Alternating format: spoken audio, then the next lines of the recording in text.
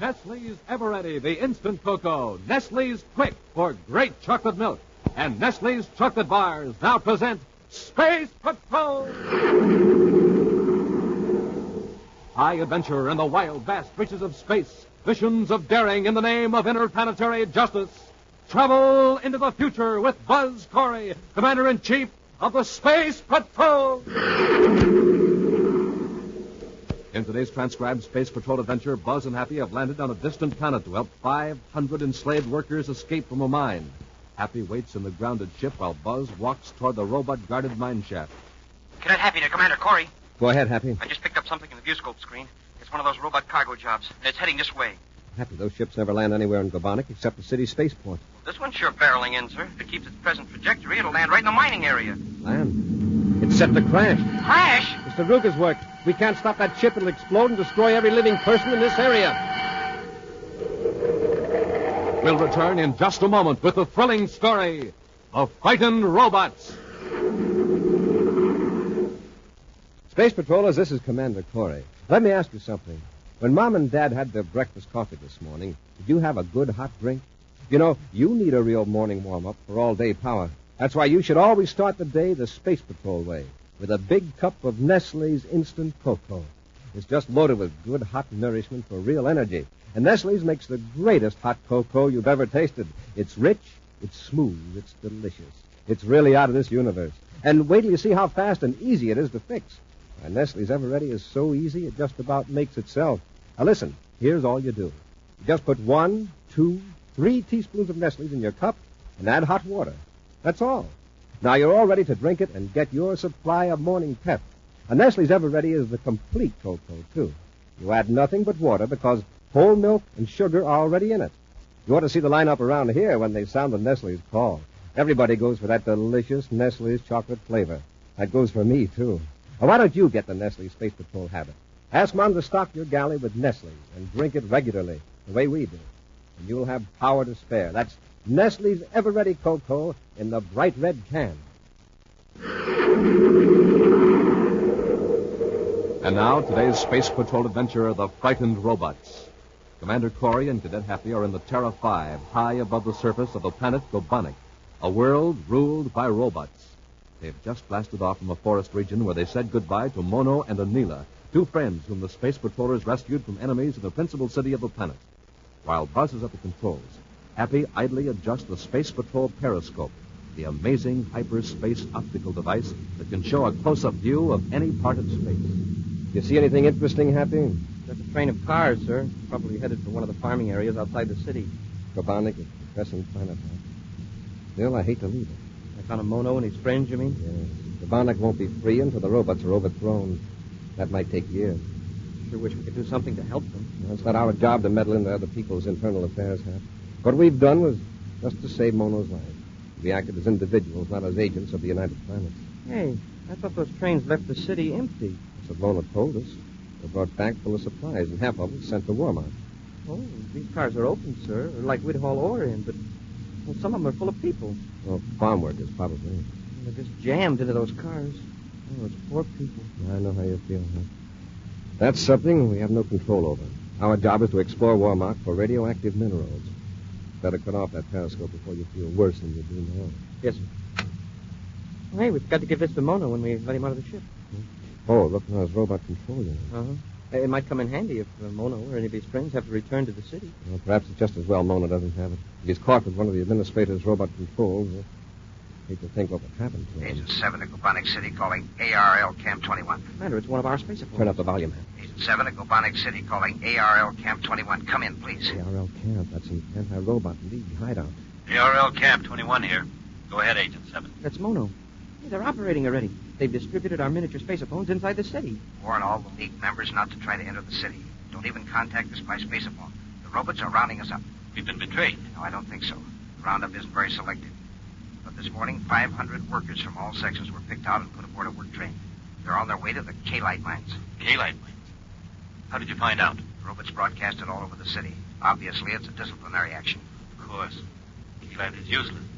K-Light dust is harmful to human beings. When 500 workers are diverted from essential production and sent to the K-Light mines, there's only one explanation. It's a warning to everybody to stop trying to overthrow the robot. Exactly. Anyone even suspected of aberrationist tendencies, off they go to the K-Light mines. We'll suspend all activities for the time being. Be careful. ARL Camp 21 out. Now we know where those carloads of people are going. To the K-Light mines. That's criminal. It's cruel punishment. And completely useless. I wonder just how automatic those robots are. You think the administrators, like our friend Ropenar, might have more control than they let on? It's possible. Trouble is, Mono and his friends can't find that out. Only administrators can get near the robot master control. Our periscope could show us that master control. Or would that be interfering? Maybe it is. But when robots can send hundreds of innocent people into slavery, I say it's time to interfere.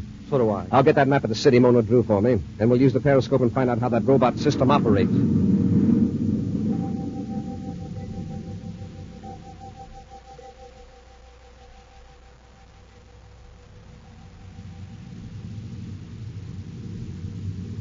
I've got it, sir. There's the central administration building. Okay, Hap, now we'll scan it floor by floor with the periscope till we find the master robot control section. Whatever information we find out, we can pass on to Mono. Well, the lower floor seems to be a headquarters for the robot patrols. Uh-oh. Here's something interesting. There's a shaft right down the center of the building. Elevator shaft? It looks like it. I don't see any elevator. Wait. Something's happening at the bottom. A robot just entered the shaft at the ground floor level. There's a hall leading to it from the street. Oh, private entrance for Zards, huh? Apparently. Yeah. The robot is rising straight up the shaft. Look. Wow. 8, 10, 15, probably 20 stories up. Now it's stopped in midair. It touched the control on its belt. Gravity belt. That's it, Hap. Now it's reaching out and pulling itself toward a platform at the side of the shaft. And opening a door. A robot with a gravity belt. Why, not even Ropenar had one of those. Evidently just the robots have them. Now the robot's walking down a corridor. It's opening a door. Hap, look. Handing something to somebody. Hey, that's Ropenar. Look, receiving a message from the robot. And by the looks of that room, that's Ropenar's living quarters. Right there in the administration building. Now the robot's leaving. Hap, if we had one of those belts, we'd get into the administration center. And then we could save those people from the K-Light mines. Yes. Then they go back to Gobonic? Right. Got those Gobonic workflows in the ship. Ropenar's robot control unit. How do we get the gravity belts? We can find a robot outside the city walls. We'll inactivate him with the control unit. It'll be dark in the city in about an hour. We'll set the ship down a mile or so from the walls. On one of the top floors of the administration building in Gobonic City, Administrator Ropenar, in charge of Class H functions of patrol robots, has been summoned to the office of Daruga, Chief Administrator of Gobonic. You realize, of course, that you were the first human being from Gobonic to make a space flight in 300 years.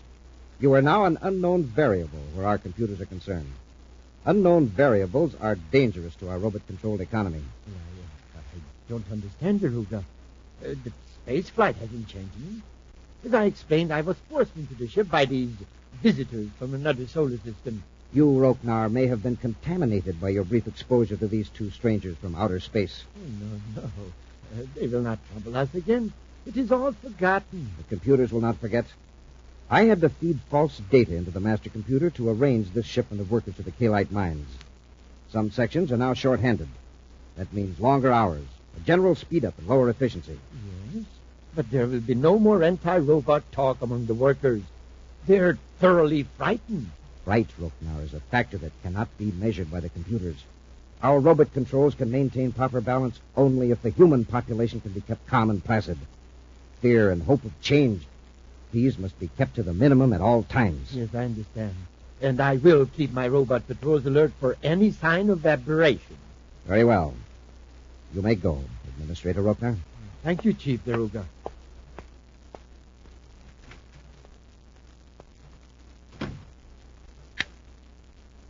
Special Directive 47 to Class G robots.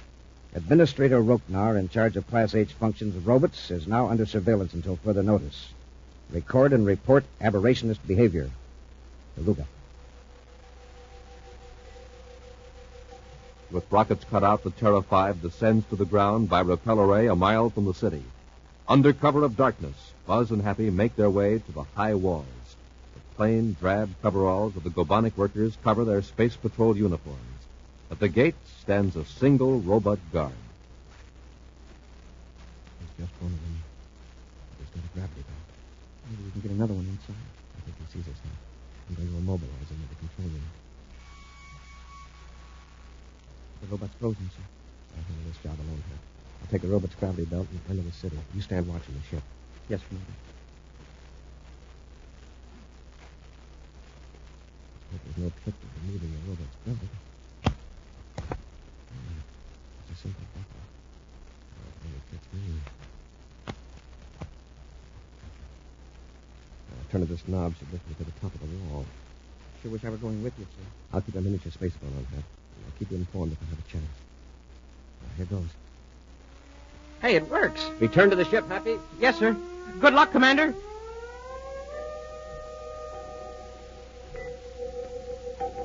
From the top of the wall, Commander Corey looks down inside the city. Seeing no one near, he lowers himself to the ground with a gravity belt. With casual gait, but on the alert, Buzz walks through the streets to the administration building, avoiding the curious inspection of robot patrols by pressing a switch on his robot control unit. A walk down a deserted corridor brings him to a tall shaft extending up to the top floor of the building. Commander Corey, that Happy, can you read me? Yes, sir. Everything okay? So far, I'm at the bottom of the robot shaft. If I can get up the rope in our room without being seen. Here goes.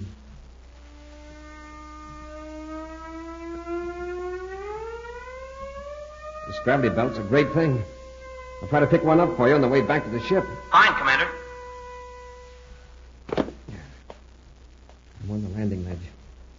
Don't try to contact me, Hap. Someone might hear the spaceophone. I'm entering the corridor now.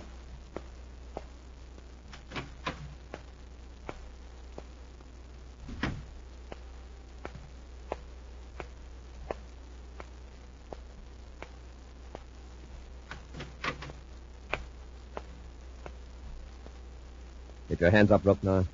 What do you mean by... Corey! Don't try to reach for your robot control.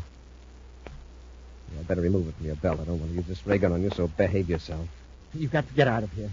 If you're found in my room, You'll be sent to the K-Light mine, perhaps. With the other 500 prisoners. What did you know about that? You answer my questions first, Rupnar. Do you administrators rule the robots, or do the robots rule you? I don't understand what you mean. Just this. Computers juggle a lot of work quotas and picked 500 human slaves to go to the K-Light mine. K-Light is useless. If those people work in the mines very long, they'll get sick. For many of them, it'll be fatal. Isn't that right? Yes, I suppose so. All right. Was that K-Light deal automatic, or did somebody prime the computers? I want an answer, Rupnar. The computers may have been adjusted a little. And they could also be adjusted to bring those people back. That's impossible. I think you can find a way to work it out.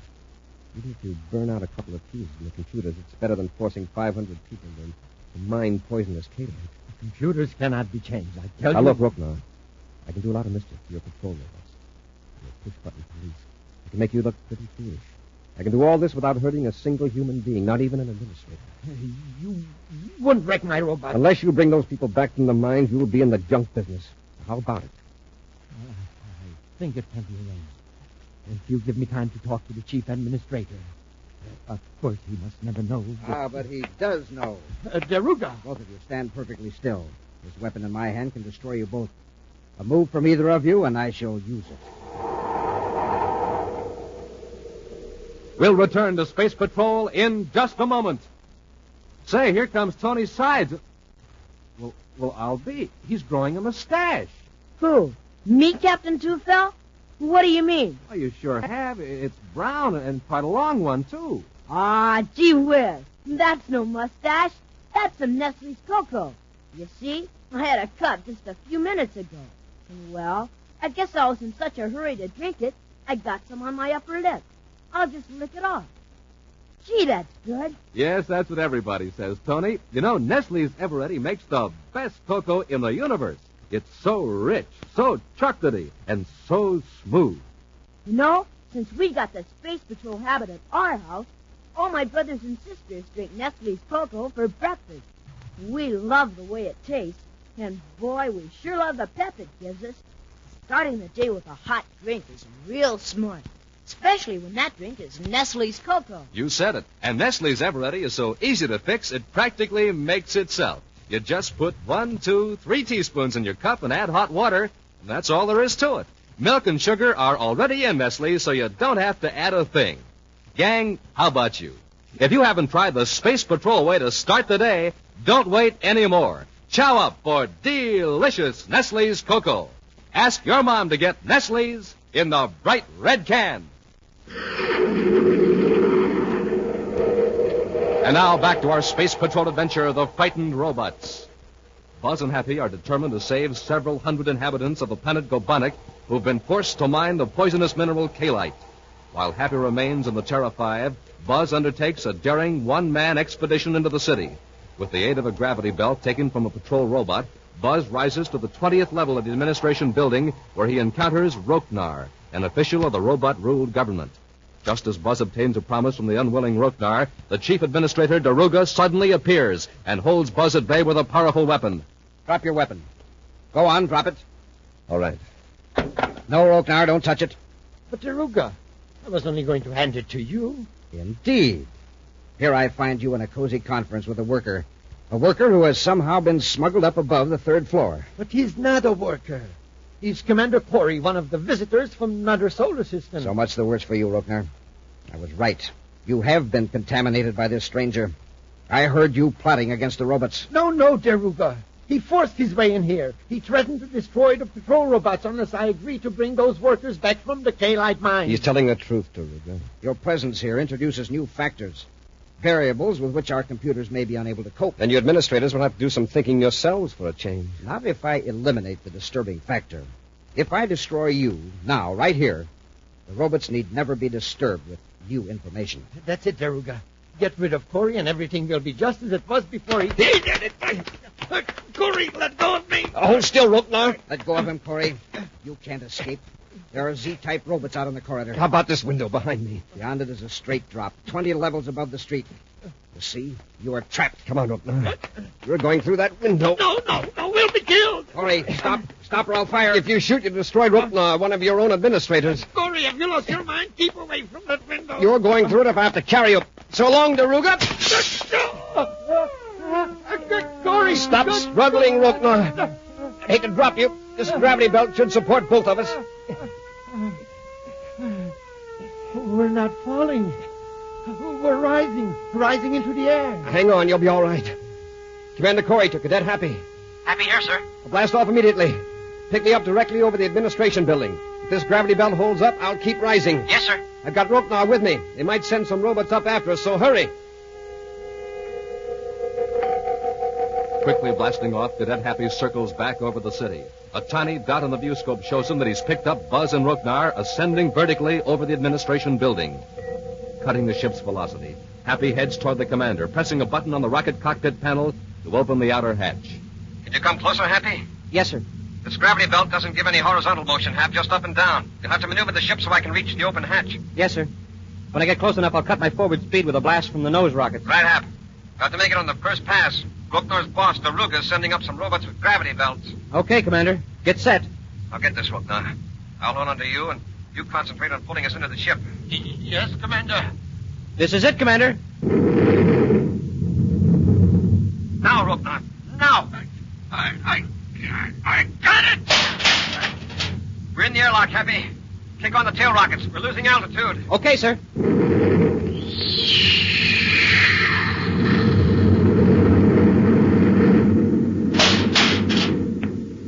All right, Roknar, move up forward. Yes, Commander. Nice bit of maneuvering, Happy. Thank you, sir. I got the sedan. All right, Roknar. I'll watch him, Hap. I'll take over the controls. Hovering in the air over the city. We might have been killed. Yeah? At least it would have been quick. Not like working in the Kalite mines. Well, that reminds me, Happy. I've got to contact Mono. Commander Corey aboard Terra 5, calling ARL Camp number 21. Corey to ARL Camp 21. ARL Camp 21. Mono here. Go ahead, Commander. Mono, this is about those men that were sent to the Kalite mines. If they escaped, if they survived, could your camp take care of all 500? For a time, until we could distribute them around to the other camps. At least they'd be no worse off at the mines. And spread the word around. You're going to have company. But, Commander, mines are guarded by robots. I've got 2 robot control units now, plus a technical advisor, Roknar. You've captured Roknar again? Yes, he's here in the ship. If Happy and I deactivate those robot guards, can you lead those 500 men to safety? If you can hold the robots off until the men reach the forest north of the mines, we'd have a chance. Good. I'll pick you up to camp, and then we'll head for the K-Light mines. Corey out. An hour later, Buzz and Happy have picked up Mono, and now with the anti-robot leader pointing the way, Buzz heads the Terra 5 toward the K-Light mines. Mines are in that range of mountains just ahead, Commander. You set the ship down far enough away to avoid alerting the robots. Then you and I'll approach the mines on foot. Can I go with you, Commander? You better stay with the ship, Happy. Keep Roknar locked up back aft. If Mono and I run into any problems, we'll contact you by miniature spacephone. Yes, sir. Happy, get Mono a blaster while I set the ship down. Yes, sir.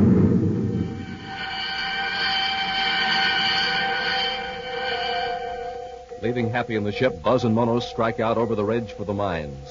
As Buzz and Mono descend the slope, a breeze charged with an acrid dust blows toward them from the mines. There's one of the outer guard, Commander. A robot. It sees us. Just keep walking toward it till we're in range to work the control unit. Got to deactivate the robot before it deactivates us. But how many robots are here at the mine? I think about 25. At least half of them are down in the shaft with the miners. The robot's suspicious. It's coming toward us. I think we're in range now. Okay, stop. I'll use the control unit. It's still coming. I'll give it another charge. My control unit isn't working. Use yours. Yes, Commander. Mine doesn't work either. Commander, the robot's reaching for his immobilizer ray. This blaster's likely to arouse the whole camp, but I've got to use it. You got it. Get back up the hill quick, before the other robots come to investigate. Duck behind your stick at Mono. Let's see if we're being followed. There are 2 robots heading this way. Yes, but not moving very fast. Just curious, I guess. I wonder why our control units didn't work. I've got an idea about that. I'll contact Happy. Commander Corey to Cadet Happy. Happy here, sir. We had to use a blaster on a robot guard, Hap. The Ruger must have changed the response frequencies on the robots. Our control units don't work. What are we going to do? Pick off the robots one by one with blasters? Well, we can't risk it. The robots might turn on the workers. Now, listen. Get Roknar and bring him here. Maybe he can give these robots direct orders. Can we trust him? You'll have to. Mono and I'll be waiting just over the top of the ridge.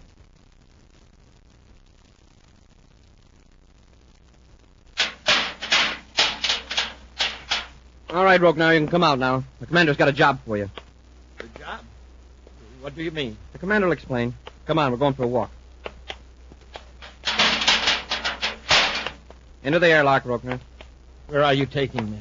We need an expert on robots, and you're elected. Go on, into the lock. Of course, Cadet. Anything to oblige. Hey, you... This is the jet I've been waiting for. There. I'd finish you right now if I were sure I'd escape from Corey. But this will hold you for a while.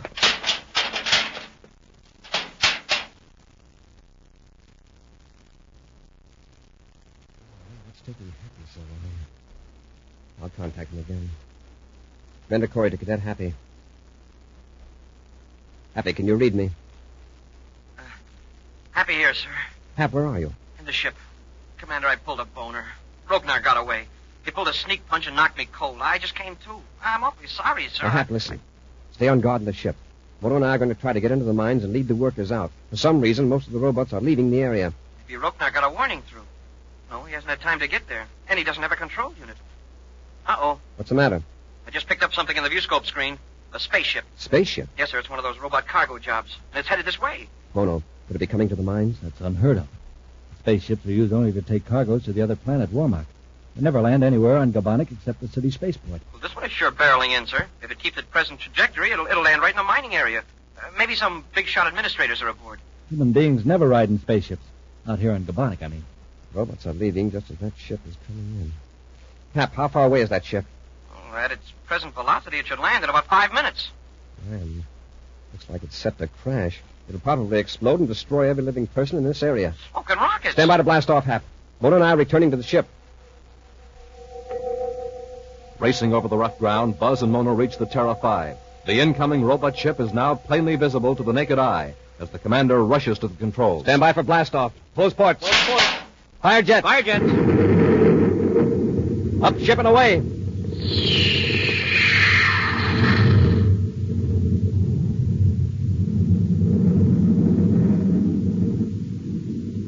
You're right, Commander. That robot ship isn't leveling off. It's headed straight for the mining area. How are you going to stop it? Those people will be killed. There's just one chance. Destroy it before it gets any closer. Hap, stand by to fire both atom cannons. Standing by, sir. When you're on target, fire. Ship will hit in 15 seconds, sir, unless we blast it first. I'm on target. Fire. I hope that shot's good.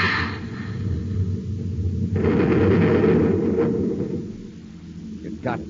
Robot ship going. Load at it. Pressure must have been terrific back in the mines. Let's hope it didn't do any damage. We'll circle back and inspect. Frightening thing. That ship had struck the ground. All those people.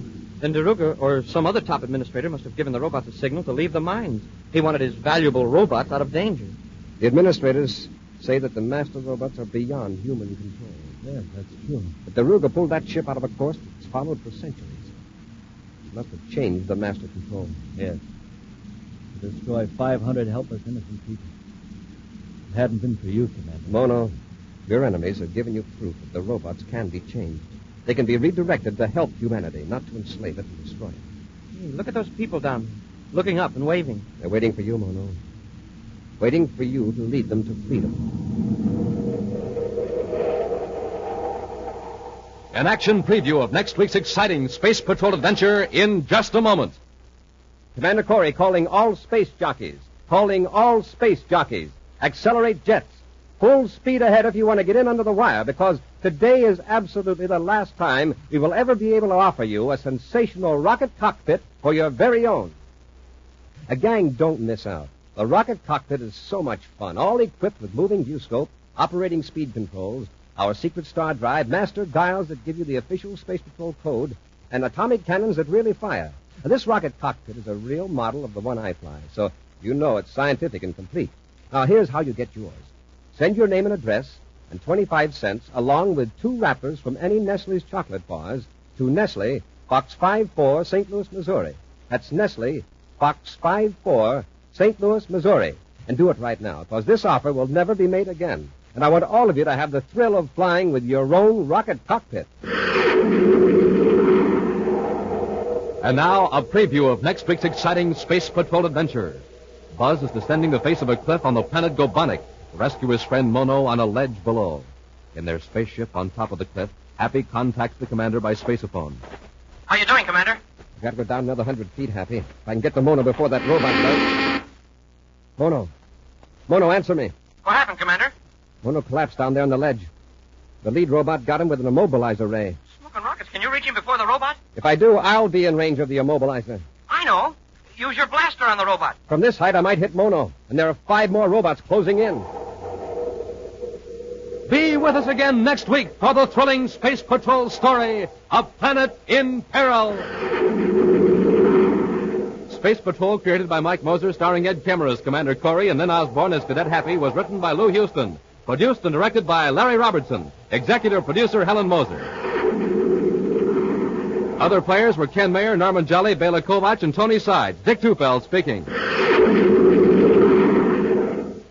This week's Space Patrol was brought to you by Nestle's Eveready, the instant cocoa, Nestle's Quick for great chocolate milk, and famous Nestle's chocolate bars.